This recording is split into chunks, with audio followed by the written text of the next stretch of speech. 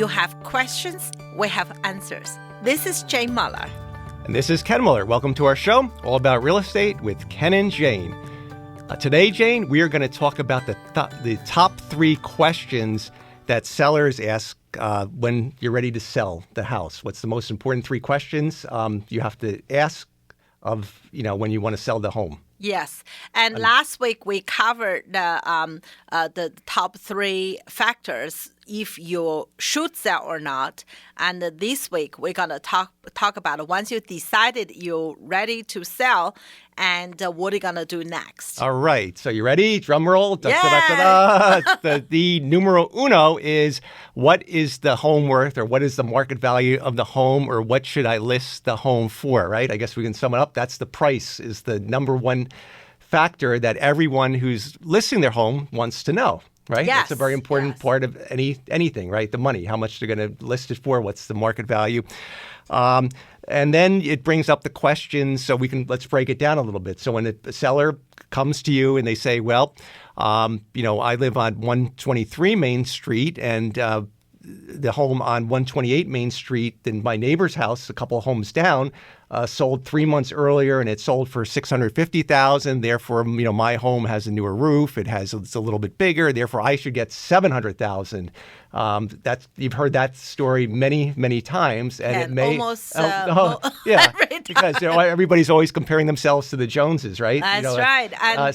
And once again, right? The example you just gave, it have a lot of element to it. Number one, you mentioned the house down the street, a few doors down, sold 3 months ago. In 3 months, there could be a huge change in the market, right? A lot of time, owner asks me, Jane, how much do you think my house worth? And that's very tough question. If you ask me how much your home worth, it could be how much replace value, which is your insurance company on your insurance policy, how much take to replace. And from real estate agent point of view, we can tell you what's current market value, right? It's nothing to do with how much to replace your home, because back many 2011, 2012, there was an owner asked me to give a valuation for their home. They said they want to sell 1.2. That was 2011, which is the market was really in the bottom. Right. Yeah. I said, well, I wouldn't ask more than $1 million, because maybe below $1,999,999 probably is a good starting point, but I don't think our house even get that high. Probably maybe 900 or so. They were so offended. They said, Jane, look at my insurance policy. It says $1.2 million. What's wrong with you? Well, that illustrates the concept of the cost. The market value could and can differ from the replacement value. That's the cost to rebuild the home. Oftentimes can be more than the actual market value, and that seems to illustrate based on your example. I don't know what the home ended up selling for back in 2011, but if at the end sold more less. I mean, at the end it was less than 900. It was 800 something. Right. And they hired another agent. They tried a high number and tried a high number from 11, 12. I think finally they sold in 2013 when the market increased a little bit, but they still sell. And there's two rights. You were right, and also the insurance company is right, because the cost to rebuild it could very well have been $1.2 million based on the cost of the materials and things, but the market's perception or value was only $900,000. That's right. Yes, at that point. But that's one part of it. Second part from what you just said, the example you gave, Ken, the down street 5 house down, right? They could have a different floor plan. For example, right, you could say, we have the similar, we both have the split level, right, or bi-level, right? But today's world, if the home building 50, 60, 70, even 80, right, they have a room have the function for each room, so they separated it with a wall. So the down 5 doors down, they could have a more open floor plan, or you have a more open floor. Recently, we just leased a bi-level in East Brunswick, right? They sold much more than a neighbor. Why? They had an engineer, they had the architect design, and to open up the whole wall. so the kitchen, the kitchen used to have a wall, separated from the living room and the dining, because they open up the whole wall, so the kitchen, living, and dining become one. So bright, so beautiful, and that's the difference. Even though your both home had the same company did the renovation of your kitchen, just say, spend the same. Material, everything same, because the floor plan different can create a different experience and for the buyers. And the experience that the modern day buyer wants typically is the open floor plan. And if you don't have the open floor plan to create that, costs money and time and construction expense. Or they didn't even. So that's a value. So that has an inherent Yeah. value added into it. That's why the one home in your example sold more than the other home that was the adjacent next to it. Same models with the same year built, relatively the similar materials for the used for the kitchen, et cetera. So absolutely, I think the third factor could be the lighting. If your house set on the angle like a northeast or northwest, on the angle, so obviously you have a bit of lighting, right? But if your house purely facing south, for example, right? So normally by and large, a lot of family, the kitchen is in the back of the house. So your back of the house, the living room, the family room, and the kitchen could be facing north. If that happened, the natural light just not as good as facing, south. The lighting is very important. Or the way to make a difference, say, for example, some home, they may have a skylight. So, or in that case, they had a large window, above the door, front door. Some family, when they do renovation, they put a large window and give extra natural light. Once again, people preference change from time to time, right? Maybe in 70s, 80s. I remember even our house, dad and mom house, right? Yeah. And then they liked the departmental, the compartmental. I wouldn't just blame them. I would say that was a generation that they grew up in. That was, don't throw them throw the whole group under the bus. But no offense to anyone, but that was popular in that time. Carpeting was popular. That's why the homes built in the 50s have the hardwood floors. They were built with it, but they were immediately carpeted over in the 60s, the 70s, and then nowadays when you have a home like that, what do? You rip the carpets up and you have beautiful hardwood floors underneath. Yeah, they just make the room smaller and darker. In a way. But when you open it up, they give you the open, today's world, and the preference for the buyer is an open floor plan. And, that could be a difference as well. The lighting is very, very important in today's life, right? That's very, very hard sometimes to say how much the house worth unless the professional agent like myself go into the home. You only can do certain research online. The size, of the lot, the size of the building, and what type of home, colonial versus bi-level, ranch. You can do a lot of information online, but nothing can replace when the human experience go in and the feeling of the home. So that will, have a great impact on the home value, the price. Yes.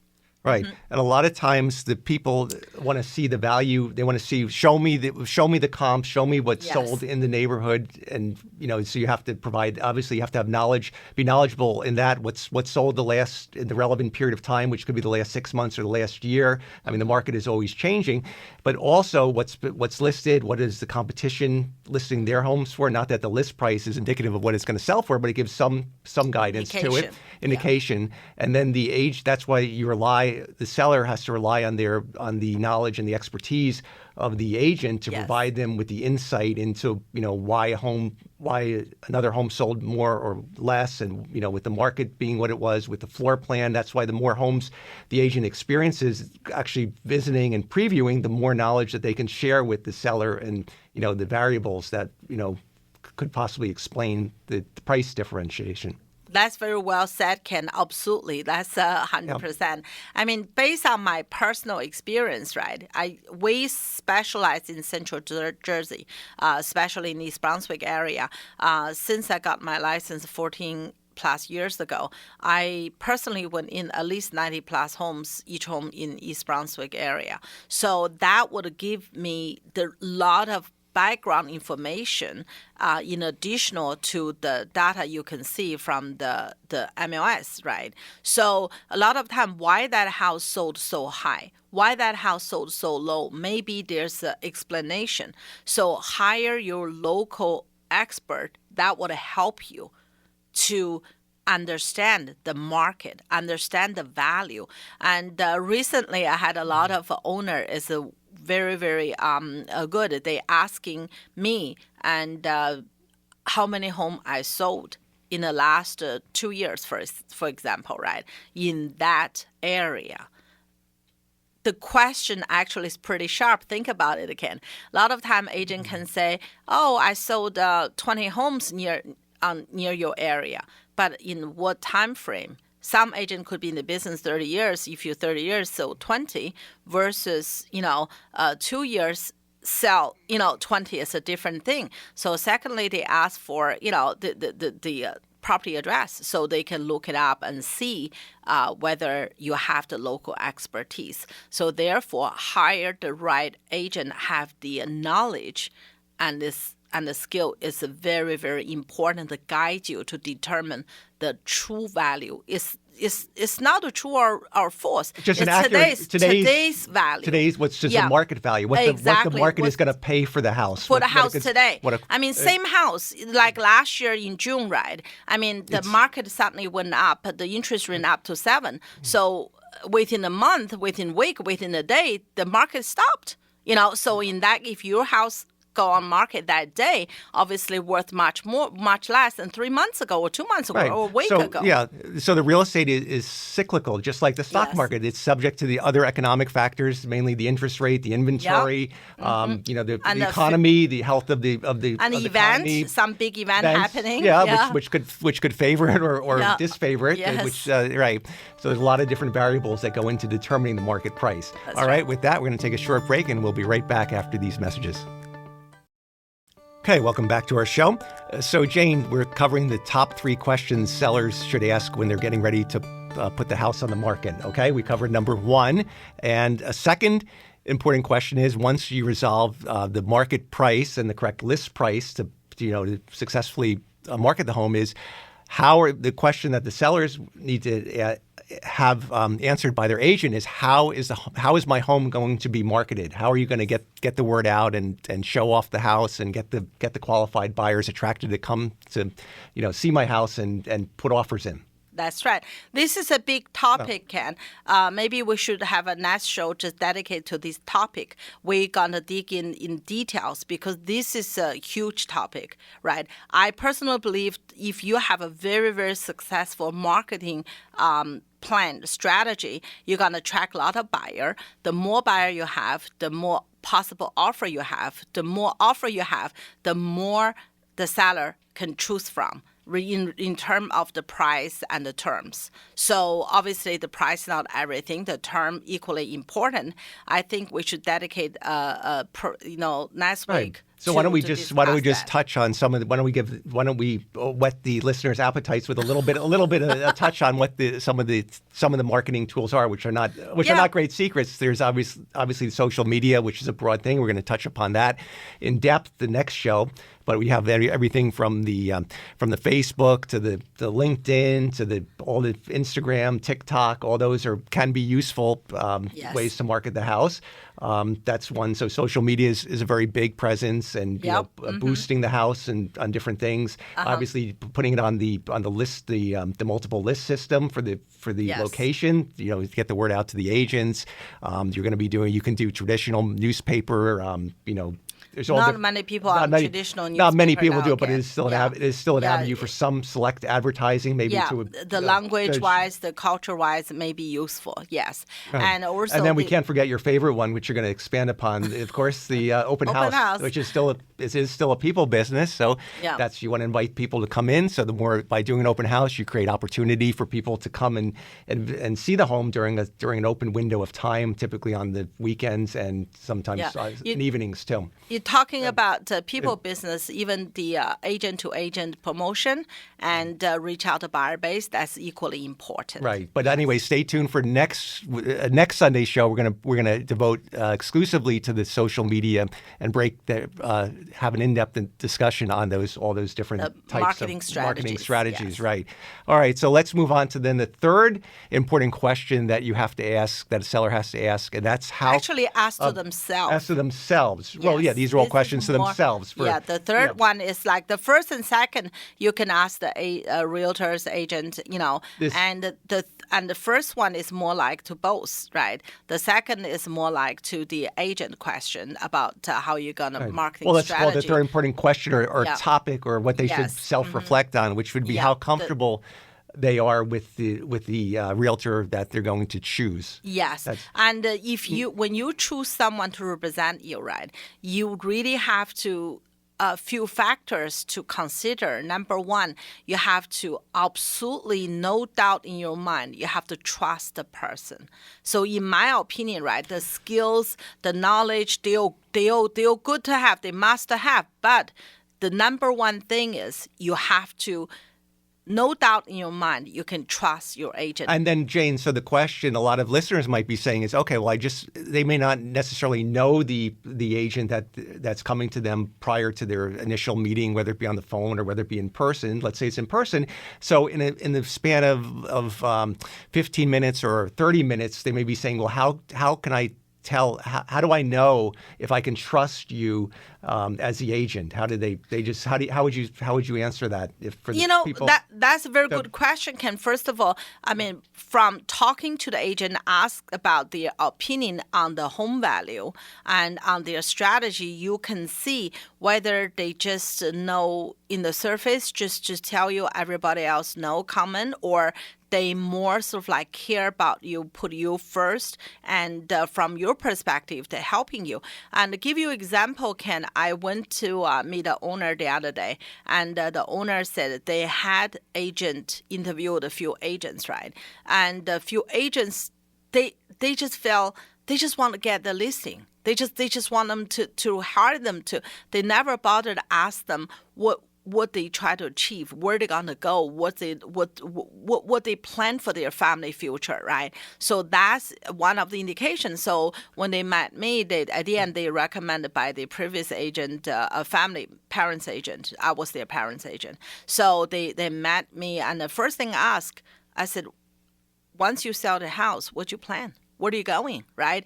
I spent a lot of time make sure they understood, right? So I said, selling your house is my profession. There's no problem. I have no issue to sell your house, but where are you gonna go? Right, because you have to have the exit plan. Yeah. And a lot of the sellers that haven't done this process in 20, 30 years may not realize that once you sell the house, they may assume that they have time after the closing. That has happened before, where sellers said, oh, well, I'm going to need an extra 10, 20 days, or after I close, I'll find something. But they don't realize that when you sell the house, it's a contract, and then when the closing date comes, you have to be moved out, and it has to be broom clean condition. So so a lot of times you have to ask those questions so you make sure that the seller has carefully thought out the process of relocating. But Ken, further to what you just said, right? In this example I just gave, after talk to them, I tell them don't sell. I don't think in their best interest. What they try to achieve may not be seems good idea, but may not be getting the result they truly looking for. So that the realtor you chose is always put your best interest first. You got trust, you have that trust in there. So because during the transaction, right, there's always up and down, there's the issues. So once you trust your agent would be always there for you, helping you, that's going to reduce a lot of your anxiety. Another example I can give is we had a home sale with attorney review. Suddenly the buyer changed mind, cancel because the parents didn't like it, so they cancel. So the sellers were probably heartbroken or upset and disappointed because they're excited. Once you have an accepted offer, it goes to attorney review. But like we covered, attorney review is is like the Wild West. Anything can happen. The deal can the contract can be solidified. It can be canceled by either side. So, and in this case, it was one of those illustrations where the buyer either decided for whatever reason, maybe the parents, maybe a parent, an in-law, or no relative, reason, or they just changed their mind. They felt they overpaid, so they decided we're just going to nix the deal. And so that's why when I text the owner in the morning, and I know they were very upset, so I called them lunchtime. Actually, she was very emotional, and I have to say to her, because I understand why you're afraid, because you have not purchased, based on this one to be sold, and I have to calm her down, explain to them, you're not going to lose the other house, trust me, and we still have a time frame, and reiterate it, right? I mean, things happen, but hang on there. We'll go through this. Trust me, I'll land this plane safely, and on time. So after, a couple of conversations, they calm down. So sure enough, after 2 weeks, we got another buyer, better deal. So we closed successfully. But still, right, trust is very important, especially during the home inspection negotiation and or other matters, right? If you can trust the agent do the best for you, and that would definitely make it a much smoother transaction there. Right. Yeah. Absolutely. And I think a second equally important factor or attribute would be the passion, how passionate or how passionate the agent is about the house, how much he or she believes in the house and is excited. I mean, you could call it passion, you could call it excitement, but you have to have that.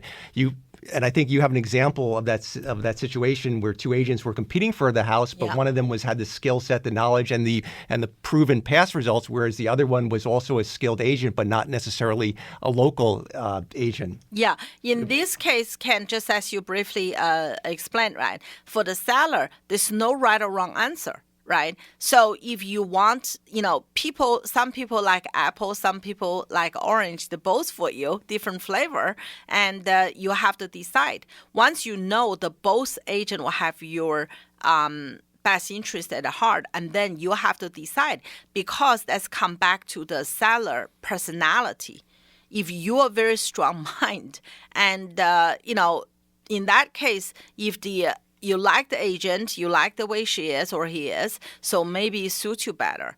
But if you pretty much hire a person hands off, maybe the more proven record agent may be better for you, because that agent can take the task and complete from beginning to the end. So in his or her way, based on the experience and the skill. So that's not right or wrong answer. That's why I said the third factor is the seller have to do a lot of soul searching to see what they're looking for in the agent. Right. And all that could come up, could result in how well they connect with the agents too. That's it's a combination of all those things, but at the end of the day, you have to be able to communicate with your agent and understand, have a good same page. Be on the same page and, kind of click or connect, however you want to put it, right? Sometimes you will speak the same language, but if you and I often have it, right? Yeah. We read we watch the same show, and then we get a different meaning out of it, right? So that's the same thing. Even though the language is the same, you have to make sure you and your agent on the same page, understand each other. Right. And you have the common goals, and you're working together to achieve the result of selling the house. Right. It has to be And lastly, I think your agent has to be very detailed and hands-on. So I often get a phone calls, the seller say, Jane, if I hire you, after that, do I talk to you or do I talk to your team? Do I talk to everybody else? I said, no, I'm very controlling person. Once we signed the agreement, you're talking to me anything about your home, your concern, a showing and a strategy, and all the no big and small. You talk to me. The only time you talk to my office is you need more booties, right? And or you know any admin side, but majority, time you talk to me, especially when we get an offer, you want to discuss each offer, you want to discuss about which one to choose and how the process going, and that's, talk to the agent. So make sure you have that agreement up front. That agent who you sign with is the agent going to hold your hands from the beginning to the end. Yeah. Obviously, I'm not saying that agent do every single thing for you, but when you need something. But the major steps of the way, which would be following up with the mortgage commitment, negotiating, resolving the home inspection issues, again, following up on the whole process, making sure that you're moving towards the closing date. That there's In a nutshell, when you call that agent, make sure that person will call you back. So that's very important. That's important to a lot of my clients. So I always have very close relationship with my client, but that should be one of the consideration before you hire a real estate agent to represent you. Right. And also the detail as well, right? You have to really very, very detailed the project, as you just mentioned, right? There's a lot of steps. You have to take the photo, make sure it's perfect. You have to put on market, a home inspection. You have to do the social media, the videos, and everything. Get it promoted before you, make sure the showing instructions are clear. This agent has a lot of responsibilities from that first initial introductory meeting until actually post closing, because there's things that come up after the closing, maybe mail or things that didn't get delivered. So you're building a very long-term relationship with your seller client. Absolutely. Yeah. Yes. And then we're almost out of time, but what do you say to the sellers that say, well, I like you, but I also have a relative, I have a cousin that just got their license, or I have a good friend that's got their license. They do it part-time. I mean, what do you say? Once again, go back to these three, right? Are your friend familiar with the local real estate market? Can they come up with the right strategy, pricing strategy, and do they have ability and knowledge and also and the time skill, too, the time to do the marketing, carry out the marketing strategy, and can they help you to managing each step of the way from the beginning to the successful closing? So that's all very important, very detailed. Yes. All right. Very good, Jane. Thank you so much. We're out of time. We'll see everyone next week. Thank you.